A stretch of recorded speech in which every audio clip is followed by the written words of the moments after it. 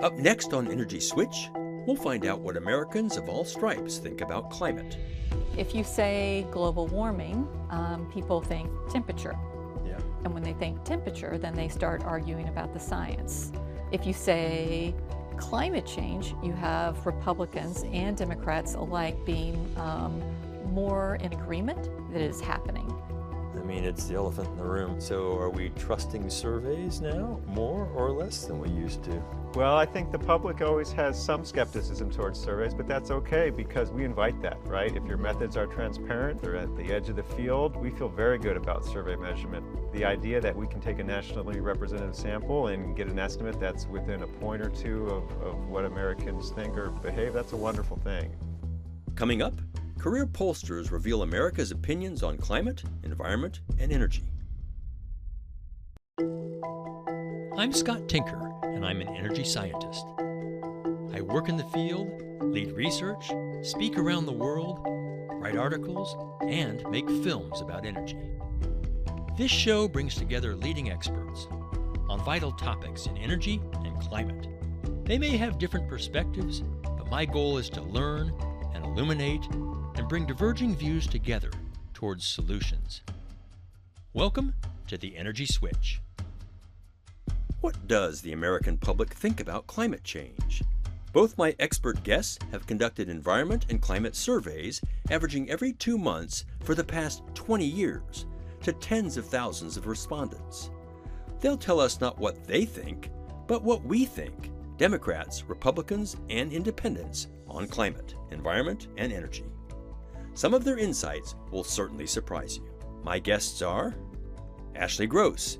She's the Executive Vice President and Head of Academic and Public Affairs at YouGov, a polling company.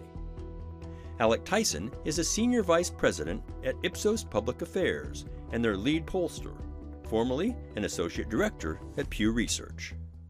On this Energy Switch, we'll learn the public opinion on climate in America. Well, let's start right with it. Okay. After 3 decades in the news, and do people care much about climate? What do your surveys show? They do, but it's not their top priority. Okay.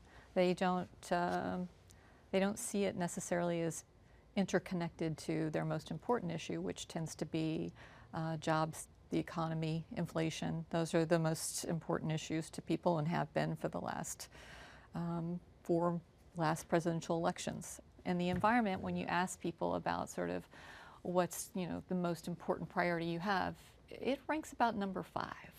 Oh, interesting. Yeah. Okay. One thing that's really interesting here is over the last 10 years, over the last 20 years, we haven't really seen an increase in the share of U.S. adults who are concerned about climate change, right? You have about a quarter or so, maybe a little bit more, who say that they don't see this as a problem, it's not that big of a concern for them. And that share hasn't been changing even as the national dialogue or some of the rhetoric around climate change has become more visible and stronger. The current climate conversation, it may be resonating with the folks already inside the tent, but there's not a lot of evidence to show that it's bringing more folks into it. Gotcha. Very fascinating. I mean, in the last presidential election, 24, it was hardly mentioned really. I mean, it was there, but barely. What's up with that? There, but barely, I agree with that. It took a back seat, right? And when you think about what are elections about, they're about persuasion and turnout. And in 2024, you had very stark choices for voters between Harris and Trump. In that sense, climate wasn't an issue that was tipping the balance for many voters. They had strong feelings about these two candidates. Climate was a backseat issue. Interesting. The parties tend to go after the big things that get people excited. And it was inflation, rising costs that affect average people, cultural issues. Both the parties are going to those issues that they own, that they really they drive home well with their audience. How do you conduct polls? What's the process? So you invite people to a survey, either face-to-face or by telephone, by internet invitation. You tend to ask questions that you've got benchmarks for over the last 30 years.